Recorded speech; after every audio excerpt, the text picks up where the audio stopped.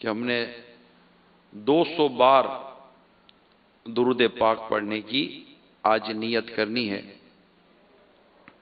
کہ جو کوئی 200 بار درود پاک پڑھے گا اس کے انشاءاللہ 200 سال کے گناہ معاف کر دیے جائیں گے۔ کون کون نیت کرتا ہے 200 بار درود پاک پڑھنے کی؟ ماشاءاللہ۔ کون کون ہاتھ اٹھا کے رکھیں؟ 200 بار درود پاک پڑھیں گے انشاءاللہ، کہ جو جمعہ کے روز 200 بار درود پاک پڑھتا ہے اس کے 200 سال کے گناہ معاف کر دیے جاتے ہیں۔ ایک بات جو شاید سب کی سمجھ میں آ جائے وہ یہ ہے کہ انسان بنیادی طور پر صفائی کو پسند کرتا ہے۔ ہم کبھی کسی کے گھر جاتے ہیں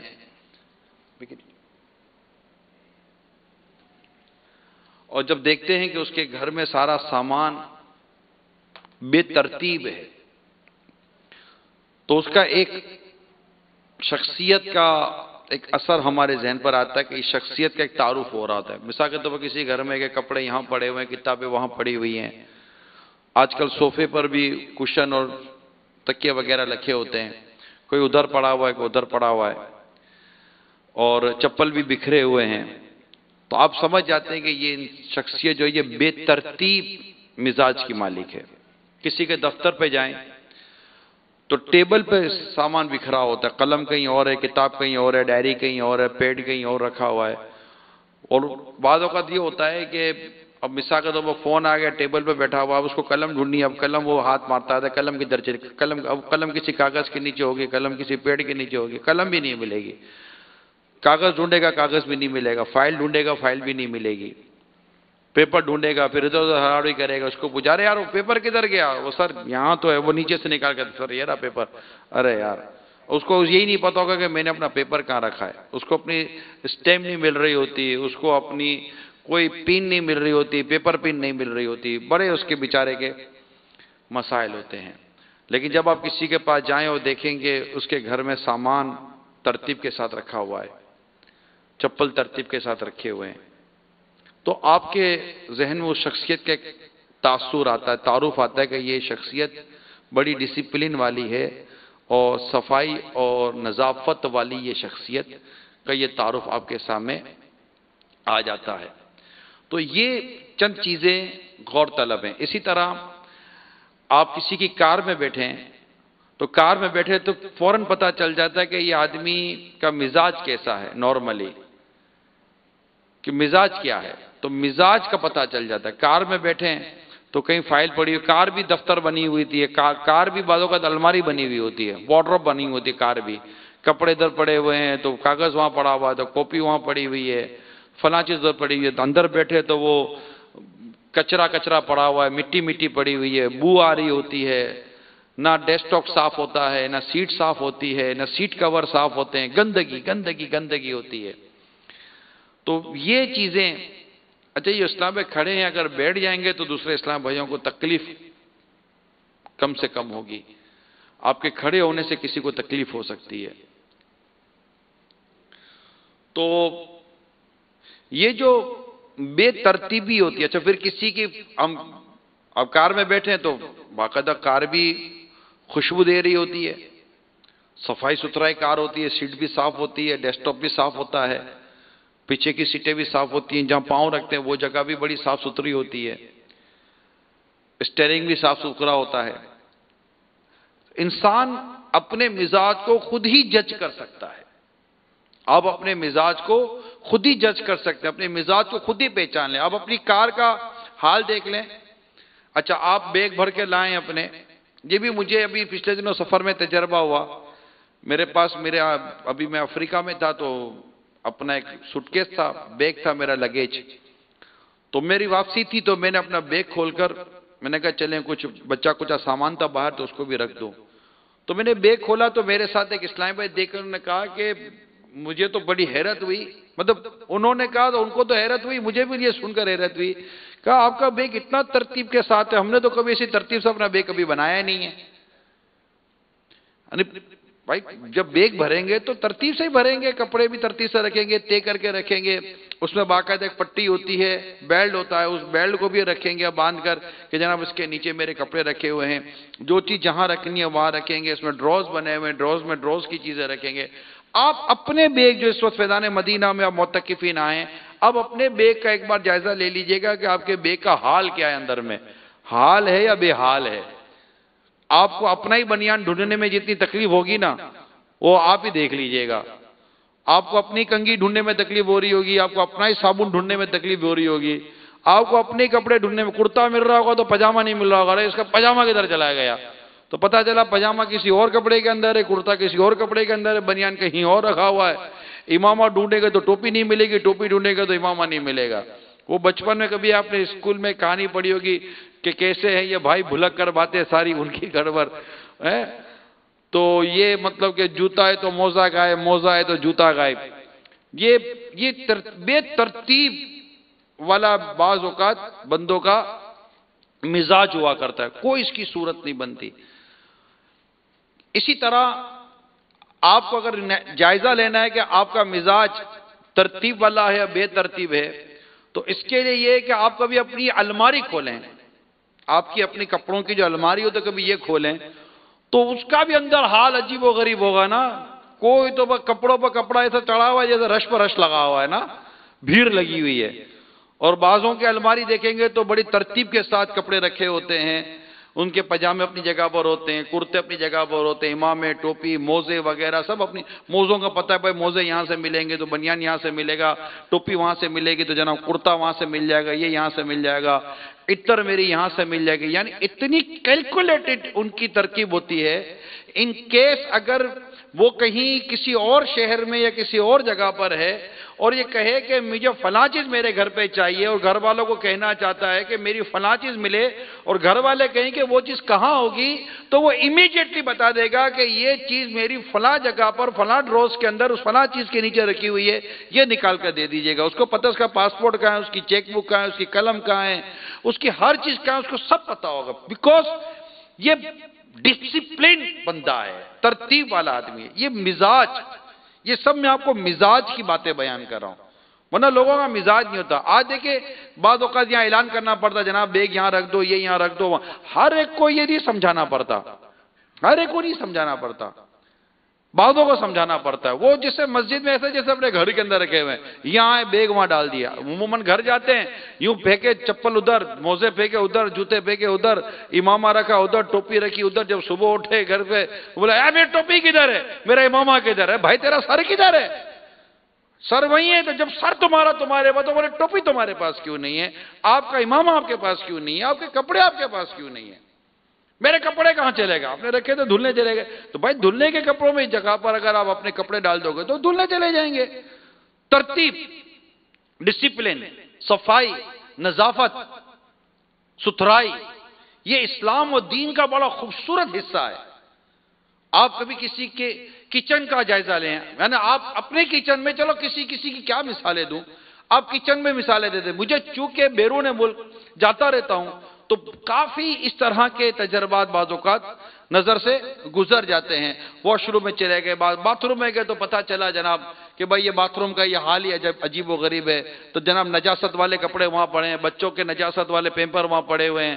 اچھا تولیے سے منہ پہنچو تو دوبارہ منہ دھونے کا دل کرے گا کہ یار اچھا خاصا صابن سے منہ دھویا تھا، تولیے سے منہ کیا صاف کیا، دوبارہ صابن استعمال کرنا پڑتا ہے کہ یہ ابھی ناک میں تو تولیے کی بو اتنی چڑھ گئی کہ دماغ ہی گھوم گئے آپ جناب، تو دوبارہ صابن سے منہ دھو۔ اب صابن سے دوبارہ منہ دھونے کے بعد اب اس تولیے کی طرف توجہ کرنے کا دل نہیں کرے گا کہ وہ تولیہ ویسے ہی بالکل وہ منہ دھونے کے بعد تولیہ سے منہ کیا پہنچیں گے، وہ تولیہ خود اس بات کا تقاضا کرتا ہے کہ اس کو بھی دھویا جائے۔ اب تولیہ دھلا ہی نہیں ہے، اب تولیہ بھی نہیں دھلتا۔ بھائی تولیہ دھلا ہوا ہو، تولیہ سے بدبو کیسے آئے گی؟ کپڑے دھلے ہوئے ہوں، کپڑے سے بدبو کیسے آئے گی؟ داغ دھبے نہ ہوں، اب دھو رہے ہوں تو کپڑوں پہ داغ دھبے کیسے لگے ہوئے ہوں گے؟ جب آپ صفائی ستھرائی کے ساتھ رہیں گے تو اسلام و دین یہ صفائی ستھرائی کو پسند کرتا ہے۔ حتیٰ کہ آپ کا واش روم ہے، باتھ روم ہے، بیت الخلاء ہے، ٹوائلٹ، استنجا خانہ، جہاں پر نجاست جس حصے میں نجاست کی جاتی ہے، کیا وہ جگہ نجاست سے بھری رہے گی؟ نہیں۔ فلسٹنگ کیوں لگایا بھائی؟ پانی بہانے کی ترکیب کیوں بنائے رکھی ہے؟ اب آپ بولو کہ جناب یہ پیچھے جو میرے بعد آئے گا وہی سارے کام کرے گا، تو یہ تو کوئی طریقہ نہ ہوا بھائی۔ آپ نے جو کام کیا آپ اپنے کام کو خود پورا کریں۔ آپ جب باتھ روم سے باہر نکلے تو باہر والے کے لیے کیوں یہ شرمندگی رکھتے ہیں کہ وہ اندر جا کر آپ کے بارے میں تاثر قائم کرے کہ یار یہ کیسا عجیب آدمی باہر نکلا ہے، اس کو اتنی تمیز نہیں تھی کہ پانی بہا کر نکلتا، فلسٹنگ کھول کر نکلتا، پانی کو پراپر صاف کر دیتا۔ ضروری جہاں نجاست بندہ کرے وہ جگہ مطلب کہ وہ نجاست سے بھری ہوئی ہو؟ نہیں، یہ صفائی کے بالکل خلاف ہے۔ گندگی، بیماری، پریشانی، بے چینی۔ یاد رکھیے میرے آقا مکی مدنی مصطفیٰ صلی اللہ تعالی علیہ وسلم کو بدبو پسند نہ تھی، میرے آقا کو تو خوشبو پسند تھی۔ اور خوشبو کیوں نہ پسند ہو، میرے آقا تو خود ہی خوشبو سے مہکتے تھے۔ میرے آقا کی تو شان یہ ہے صلی اللہ تعالی علیہ وآلہ وسلم کہ اعلیٰ حضرت لکھتے ہیں گزرے جس راہ سے وہ سید والا ہو کر رہ گئی ساری زمین انبر سارا ہو کر، ساری کی ساری زمین انبر کی خوشبو سے بھر جاتی تھی۔ عبیر زمین، مشک ہوا ہے نا، انبر زمین، عبیر ہوا، مشک تر گلاب، ادنا سی یہ شناخت تیری راہ گزر کی ہے۔ کہ آقا صلی اللہ تعالی علیہ وسلم کو جب صحابہ کرام ڈھونڈتے تو سونگا کرتے تھے، خوشبو کے پیچھے چلتے تھے کہ آقا اسی گلی سے نکلے ہوں گے۔ کسی عاشق نے کتنی پیاری بات لکھی ہے، عرصہ ہوا طیبہ کی گلیوں سے وہ گزرے تھے، اس وقت بھی گلیوں میں خوشبو ہے پسینے کی۔ عشق رسول کی ناک سے اگر سونگا جائے نا تو مدینے میں آج بھی خوشبو آتی ہے۔ تو آقا کے تو پسینے میں بھی خوشبو تھی نا۔ واللہ جو مل جائے میرے گل کا پسینہ، یعنی میرے آقا صلی اللہ تعالی علیہ وسلم کے مبارک پسینہ اگر مل جائے نا تو مانگے نہ کبھی عطر نہ پھر چاہے دلہن پھول، یعنی ایسی خوشبو سے مہکتے تھے میرے آقا صلی اللہ تعالی علیہ وآلہ وسلم۔ تو یہ آقا کے غلاموں ہمیں بھی خوشبو میں رہنا چاہیے، ہمیں بھی خوشبو میں رہنا چاہیے۔ میرے آقا کیا باقاعدہ سیرت پاک لکھتے ہیں تو سنت تنظیف لکھا جاتا ہے، نظافت، صفائی ستھرائی، یہ ساری چیزیں ضروری ہیں۔ اپنی زندگی کا جائزہ لیں، اپنے انداز کا جائزہ لیں۔ ہم اپنا موبائل لگ کے بھول جاتے ہیں موبائل کہاں رکھا، چارجر لگ کے بھول جاتے ہیں چارجر کہاں رکھا، چپل لگ کے بھول جاتے ہیں چپل کہاں رکھا، یاد ہی نہیں رہتا۔ بے ترتیب زندگی ہے، اس کو ترتیب میں لائیں، بے ترتیب انداز اس کو ترتیب میں لائیں۔ اپنی صفائی ستھرائی لباس وغیرہ کا خیال رکھیں تاکہ زندگی آپ کو دیکھتے ہی لگے گا کہ یار یہ آدمی نظافت پسند ہے، یہ ترتیب والا شخص ہے۔ آپ کے وجود کو دیکھ کر لگے گا کہ یہ ترتیب والا شخص ہے۔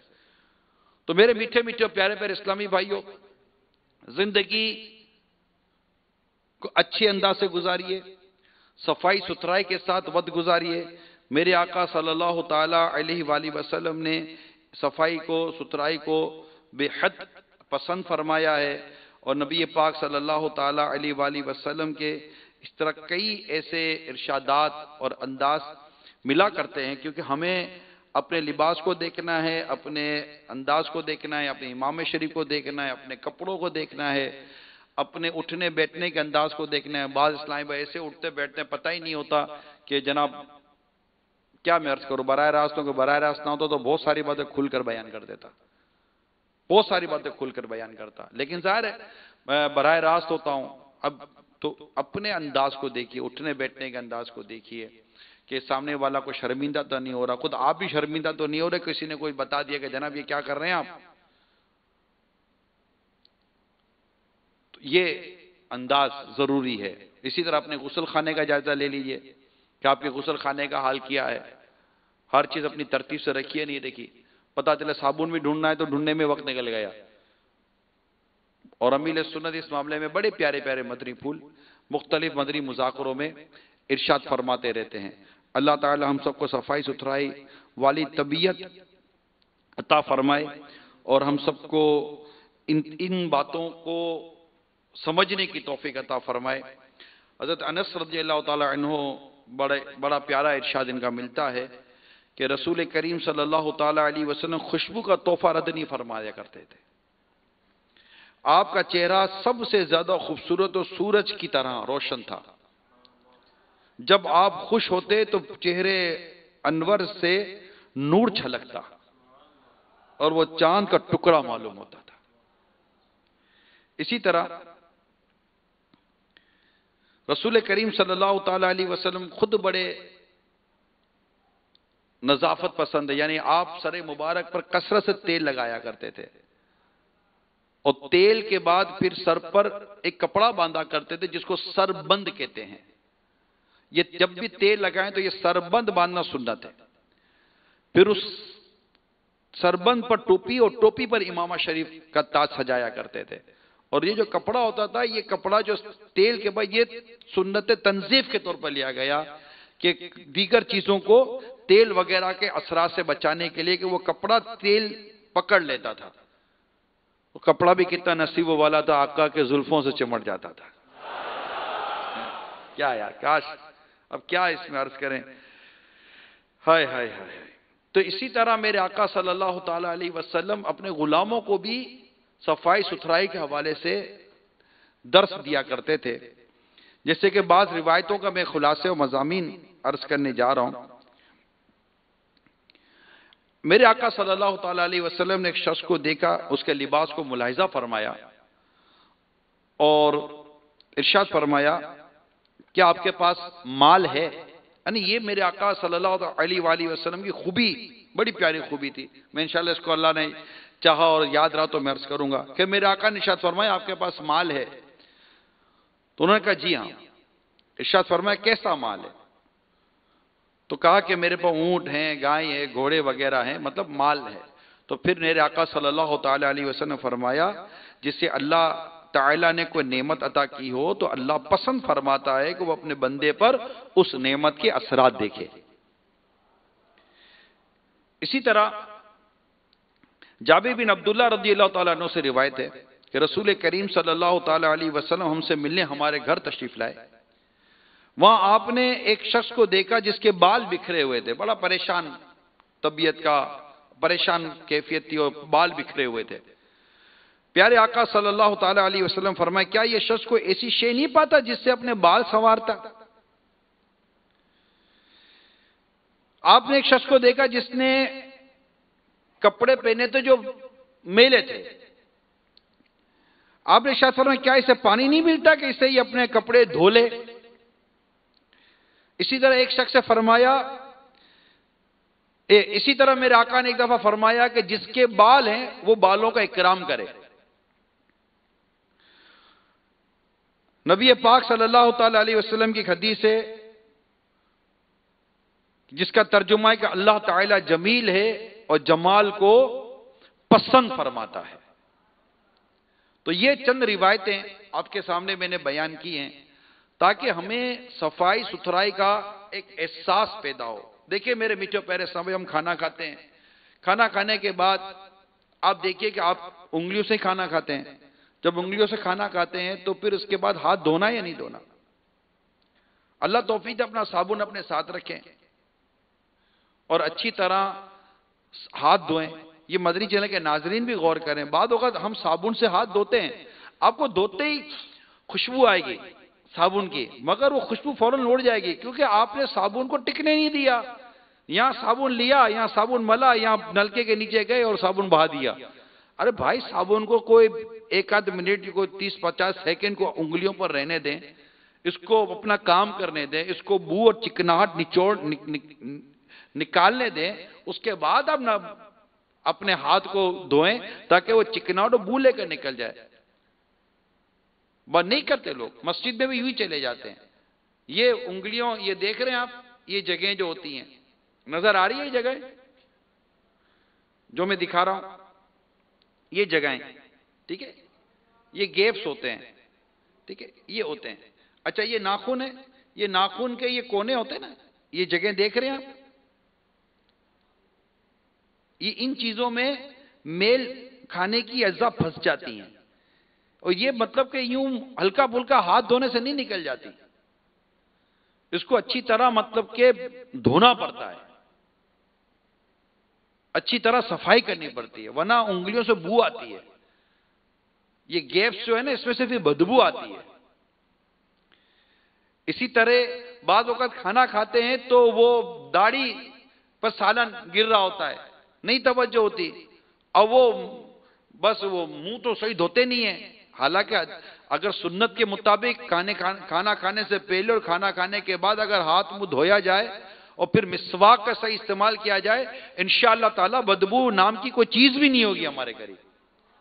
اب آپ دیکھیے سالن ادھر گر گیا، اب سالن کیونکہ اب کھانا بھی تو ہے نا مغرب کے بعد، تو وہ رہ نہ جاؤں کوئی اور لے جائے گا، ادھر بھی نکل جائے گا سالن، ادھر بھی نکل جائے گا، پھر یہ بھی کھا جاؤں وہ بھی کھا جاؤں، تو پھر داڑھی بھی نوازا جا رہا ہے تو مونچھوں کو بھی نوازا جا رہا ہے. اب بعضوں کی مونچھیں بالکل منہ تک آئی ہوتی، ہونٹوں کو لپیٹ لیتی ہیں، نہ وہ مونچھیں تراشتے ہیں، نہ وہ داڑھی کا خیال رکھتے ہیں، نہ داڑھی کو وہ مطلب کہ صحیح طور پر رکھتے ہیں، نہ صابن کو، جیسے مثال کے آپ نے صابن لیا تو صابن لے کر صابن کو بھی تو یہاں لگائے نا، کیونکہ یہ وہ جگہ ہوتی ہے جہاں پر سالن یا چاول وغیرہ کے دانے پھنس جاتے ہیں، کھانے کے ذرات پھنس جاتے ہیں.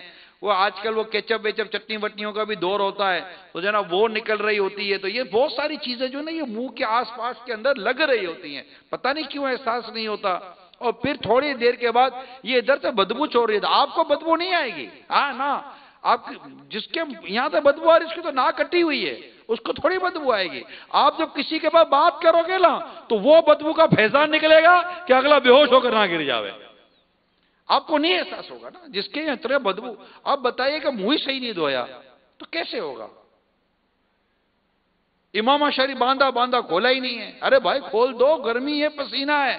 اب جیسے امامہ کھولے گا بدبو کا بھپکا نکلے گا. بھائی بار بار امامہ کھولیں، بار بار امامہ باندھیں، الحمدللہ نیکیاں ملے گی، ثواب ملے گا، قیامت کے روز نور ملے گا. ٹوپی دھلی ہوئی پہنے، سربند دھلا ہوا پہنے، صفائی ستھرائی رکھیں، اپنے کپڑوں کو صاف ستھرا رکھیں. بعض اوقات گھر کی بات کروں تو عموماً گھروں میں لوگ جا کر کرتا اتارتے ہیں. کرتا اتارا تو بنیان سے بدبو نکلے گی، جوتا اتارا تو موزے سے بدبو نکلے گی. میرے سمجھ نہیں آتی کہ پتہ نہیں بدبوؤں سے کیا دوستی ہو گئی ہے. کل نیچر عجیب و غریب ہو گیا ہے. بو پسند نہیں ہونی چاہیے، بدبو کیسے پسند آئے گی؟ آپ کبھی اپنی چادر سونگھ لیں، سونے کی چادر جس پر آپ سوتے ہیں اس کو کبھی سونگیں، کبھی تکیے کا گلاف سونگھ لیں. ایک عام آدمی شاید تکیے کے گلاف پر منہ رکھ کے سو بے ہوش ہو جائے. بعد تکیے کے گلاف سے بدبو آ رہی ہوتی ہے، تکیے چادر سے بدبو آ رہی ہوتی ہے. مجھے نہیں اندازہ کہ لوگوں کو بدبو کیوں فیل نہیں ہوتی، ہونی چاہیے. یعنی یہ بعض اوقات سفر میں یا کہیں آتے جاتے رہتے ہیں، یہ تجربے کی باتیں عرض کر رہا ہوں، کوئی ایسی افسانہ نہیں سنا رہا میں آپ کو. گھر میں جاؤ تو بدبو آ رہی ہوتی ہے، صفائی ستھرائی ہونی چاہیے، گھر میں صاف ستھرا پن ہونا چاہیے. ہم تو مسجد میں ہمیں تو اور زیادہ احتیاط، مسجد میں تو ویسے بدبو کی اجازت نہیں ہے. یعنی جس کے وجود سے، کپڑے سے، منہ سے بدبو آ رہی ہو اس کا مسجد میں داخلہ ہی حرام ہے.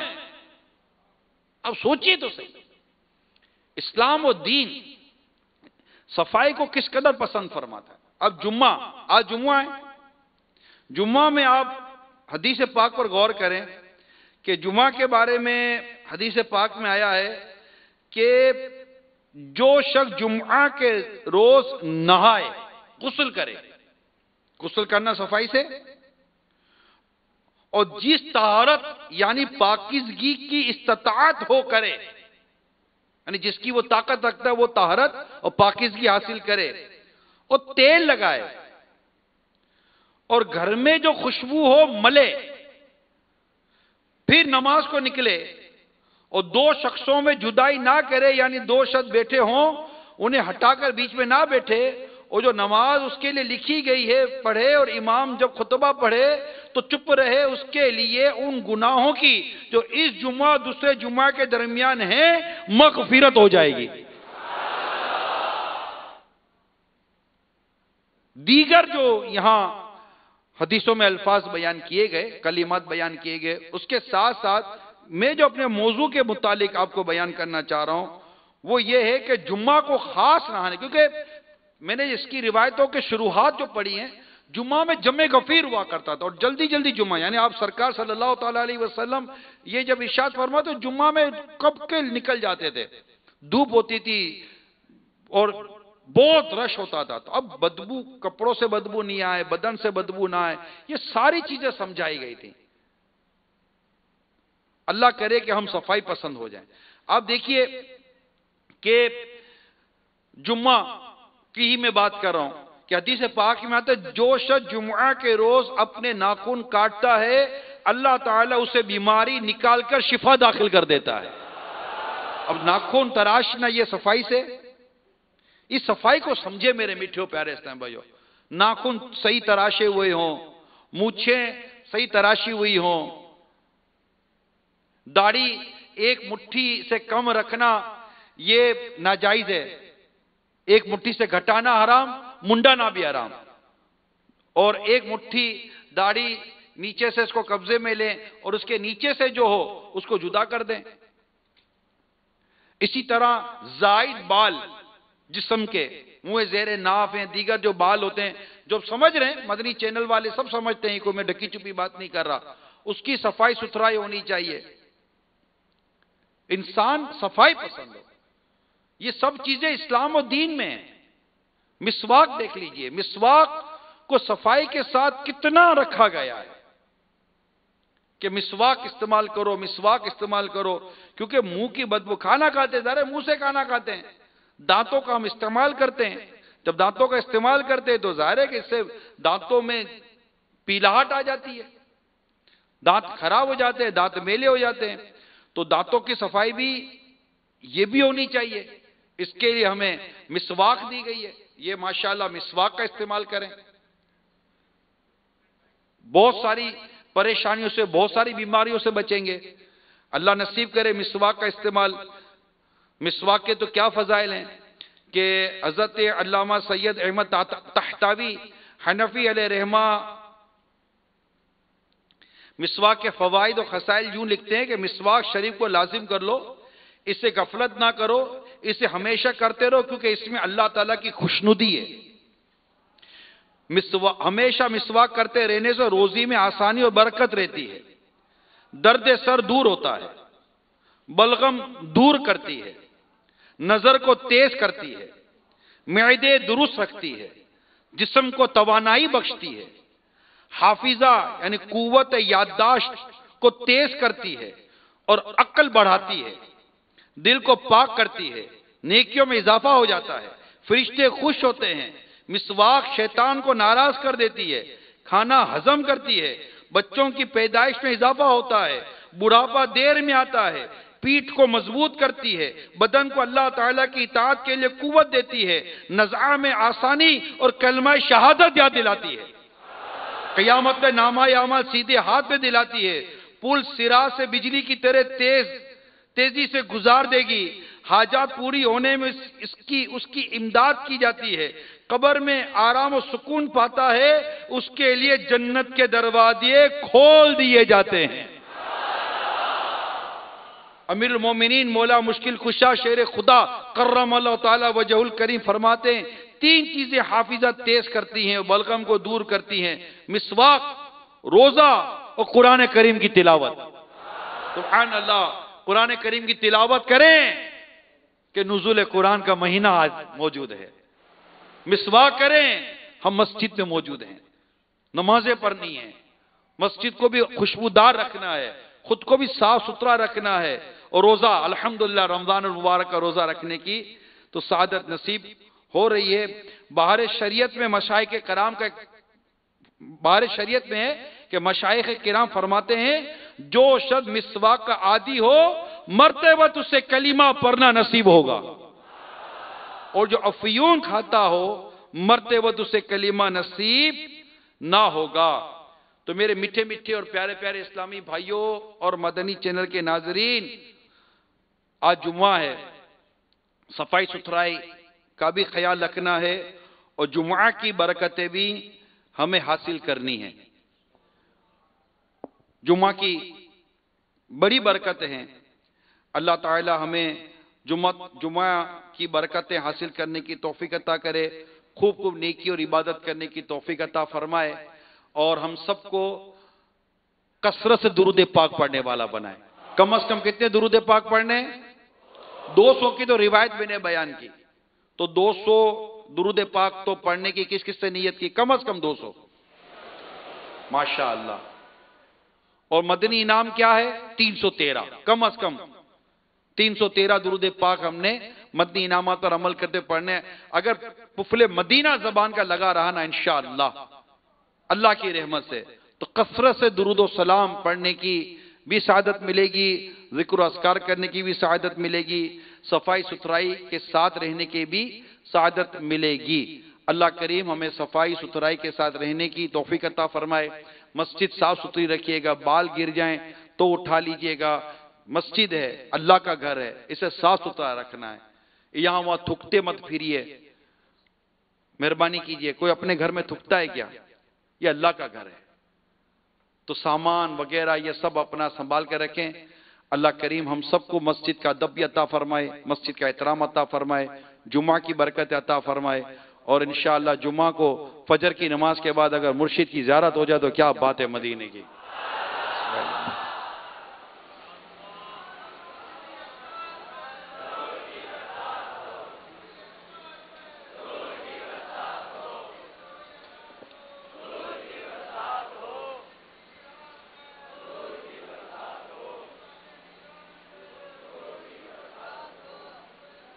انشاءاللہ اپنی لئے سنت تشریف لاتے ہیں۔ سبحان اللہ۔